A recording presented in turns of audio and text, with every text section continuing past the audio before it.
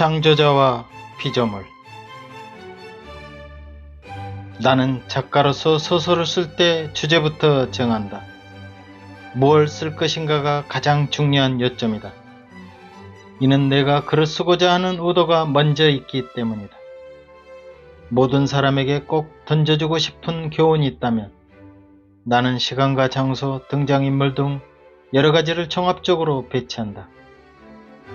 내가 드러내고자 하는 주제를 부각하기 위해서 여러 구상 조각이 총동원되는 셈이다. 주제에 맞게 주인공을 내세우면서 서두를 어떻게 장식하고 어떻게 끝맺음을 하고 어떻게 전개할 것인가의 이야기를 퍼즐 맞추듯 짜나간다. 여기에 현실감과 인간 개성의 심화, 주변 인물의 효과, 재미와 상상력을 불어넣어 실제보다 더 극적이고 판타지하게 그려나간다. 이에 사실을 더 과장하여 꾸며내는 작가의 재주가 첨가된다. 그런데 일반 대중은 그 이야기 속에서 작가의 의도와 진실을 찾고 자기한테 맞는 교훈을 얻는다. 마지막 주제에서도 작가는 결말을 자신이 던져주고자 하는 의도로 끌어가게 되는데 독자들은 작가의 의도를 100% 이해하지 못할 수도 있다.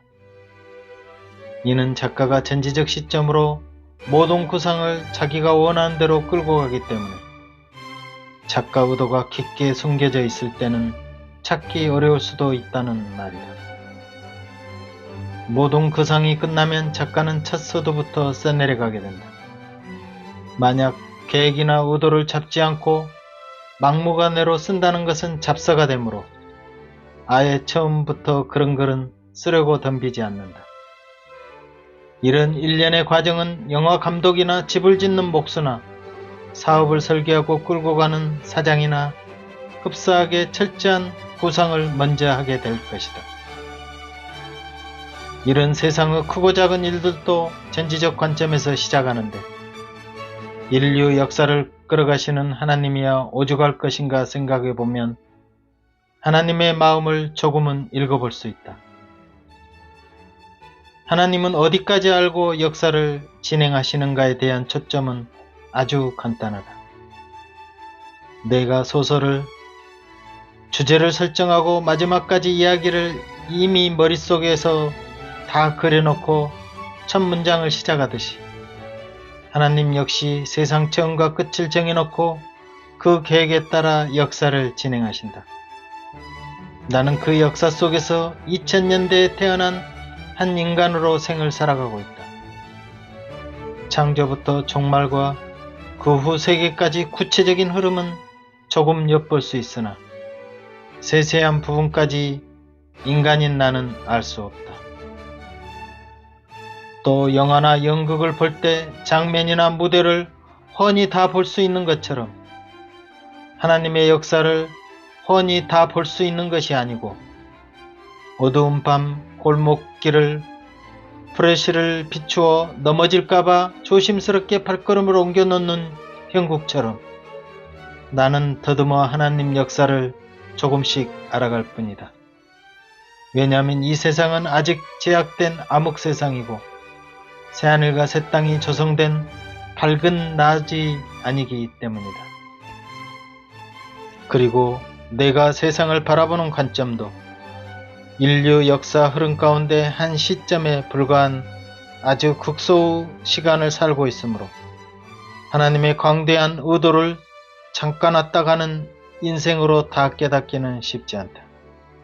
흐르는 긴 역사 속에 어떤 인물을 선택하여 그 뜻대로 쓰시는지는 구체적이고 세밀하게 알 수 없지만 그 계획대로 사람을 들어 쓰시고 그 의도대로 역사가 흘러가고 있음을 성경에서 조금은 읽어낼 수 있다. 성경에는 창조의 목적과 구원의 계획 등 인류 역사를 끌어가시는 하나님의 시간표를 들여다볼 수 있는데 개개인까지도 선택하셔서 자기 일을 해나가는 그 넓이와 깊이는 나 스스로 알기에는 한계가 있다. 인간 역사는 인간의 한계를 벗어나려고 애쓰는 역사다. 인간의 생각은 무한하다지만 인간은 피조물의 한계에서 벗어나기는 역시 힘들다. 그래서 예수님은 오셔서 자기 머리털 하나도 희거나 검게 할 수 없다라고 지적하셨다. 인류 문명이 발달하였지만 어쩌면 발길에 부딪히는 들풀 하나도 새롭게 만들어낼 수 없다. 우주 신비를 풀어내고 있다지만 이는 지식에 불과할 뿐, 이 모든 자연 자체를 스스로 창조해낼 수는 없는 한계가 있다.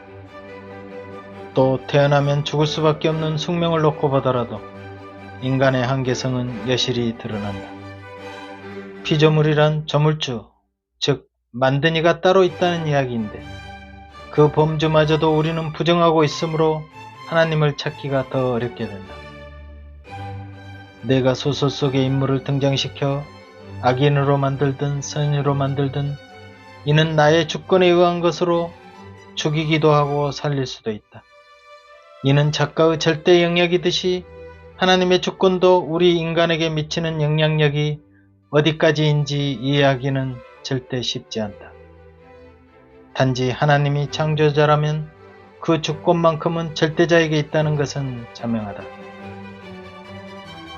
만약 내가 무에서 유를 만들어낼 능력이 있다거나 내가 영생을 할 수 있다거나 어떤 생명을 만들어낼 수 있다거나 하면 혹 하나님과 대항하여 견줄만하다. 그러나 우리는 엄연히 창조자가 아니라 창조를 받은 피조물이다. 물론 세상에 인간의 물질 문명이 극치를 이루고 우주를 정복해 나가며 최고 인공지능 챗봇을 가지고 있다 할지라도 인간의 한계가 있다는 뜻이다. 그래서 젊었을 때는 온 세상이 자기 것인 양 큰소리치다가도 나이 들어 죽음이 가까워져 오거나 큰 병이나 사고로 죽게 되었을 때 비로소 하나님을 부르짖어 찾는 경향이 많다. 구약 성경에는 태초 천지창조 시작부터 온갖 기적과 하나님의 능력으로 꽉 차 있다. 아브라함, 야곱, 모세, 여호수아, 다윗, 다니엘, 삼손, 엘리야, 엘리사 등등 수많은 사람을 통해 수없는 이적은 헤아릴 수 없이 많다. 그중 욥기서는 하나님은 인간이 피조물임을 분명하게 깨우치게 해주고 있다.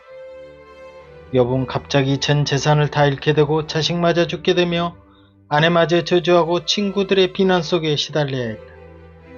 의인으로 자처했던 그에게 이런 최악의 불행은 도저히 이해될 수 없는 것이었다. 하나님이 만약 살아있다면 도저히 이런 일은 일어날 수 없는 차원이었다. 요즘 같으면 하나님이 죽었다고 선포하고 배신할 만한 그런 저주였다. 그러나 욥은 하나님을 부정하지는 않았다. 실제 하나님이 나타났을 때 그는 인간 기준 잣대로 하나님의 선악을 판단하는 것이었음을 깊이 뉘우치며 온 우주와 만물을 붙드시고 보살피고 주관하시는 그 창조자의 능력에는 도저히 비교될 수 없는 한 피조물임을 깨달으면서 하나님을 두려워하며 경외하게 된다. 신약시대 예수님은 예언의 말씀대로 기적과 이적을 셀 수 없이 많이 행하셨다. 물을 포도주로 만들고 바다 위를 걷고 물고기와 보리떡으로 수천 명을 먹이시는 일이나 중풍병자와 안진뱅이를 낫게 하시고 소경의 눈을 뜨게 하시고 죽은 자를 살리셨다. 또 스스로 죽음마저 뛰어넘는 부활을 통해 시공간을 초월하여 나타나시며 위대한 창조자의 경지를 스스로 보여주며 입증하셨다. 그런데도 무한 우주와 자연, 인류 구원의 계획과 사탄과의 싸움, 하나님의 긍휼과 사랑의 차원이 어디까지인지 그 영역을 온전히 파악해내는 건 절대 쉽지 않다. 그런데도 우리는 자신을 마치 신처럼 우쭐하게 내세우게 될 때 힘센 자로 인정받고 하나님을 무시하여 자기의 권위를 드러내고자 한다. 그래서 선악과를 취하여 하나님같이 되고자 했던 그 교만은 예전이나 지금이나 여전히 우리 피 속에 흐르고 있다. 그래서 피조물의 신분을 잊어버리고 창조주의 뜻과 계획을 제대로 알지도 못하면서 내 생각과 감정에 사로잡혀 내 작은 머리로 하나님을 저울질하곤 한다. 하지만 진정 하나님을 알게 된다면 우리는 그의 절대적 권위로 두려움과 경외심으로 겸손해질 수밖에 없을 것이다. 세계 역사 역시 하나님의 계획대로 흘러가고 있다. 창조부터 인류 구원의 계획과 새하늘과 새 땅의 미래까지 마치 설계도대로 진행된다. 그 창조자의 계획 속에 잠시 왔다 지나가는 안개 같은 존재인 나다. 수십억 년의 태초부터 흘러온 세월을 지나 무한강대한 넓고 넓은 우주에서 작은 땅덩어리 공간에서 잠깐 왔다가 사라지는 경미한 존재이다. 그렇다고 자기 비하에 빠져 좌절만 하라는 차원은 아니다. 창조자를 조금씩이라도 알아간다면 절대 권위인 하나님께 의지하여 앞으로 설계나 생을 살아가는데 진정한 힘을 얻고 살아갈 수 있게 된다. 에베소서에는 모든 일을 그의 뜻의 결정대로 역사하시는 하나님은 우리가 예정을 입어 그 안에서 기업이 되었다라고 말씀하신다. 역사를 끌고 가시며 창조부터 종말 그리고 새하늘과 새 땅에 거주할 인간에 대한 총체적 계획과 역사는 창조자에게 달려있다. 즉 모든 것은 창조자의 절대 권한에 있는 것인데 그 중에 우리의 자유의지도 허용된 것이다. 그러니까 인간의 자유의지마저도 창조자가 허락한 범위 내의 은혜인 것이다.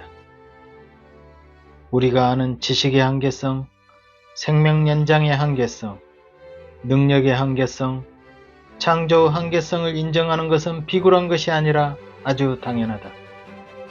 그건 피조물이란 자체에 대한 아주 바른 인식에서 흘러나온 것이지 자신이 비굴하거나 창조자에게 무조건 맹종하는 무시감이 아니다. 우리의 신앙 역시 깊어지면 깊어질수록 나보다 하나님을 의존하게 되고 하나님의 뜻에 내 뜻을 맡기게 된다. 이는 내가 알 수 없는 무한한 하나님의 절대 권위가 존재한다는 마음에서 출발한다. 그 위대한 힘에 붙들려서 나를 맡기고 무한 능력 속에 자신을 반영하여 큰 자신감과 참된 겸손으로 창조자를 경외하는 마음으로 살아간다면 이는 지혜로운 처사다.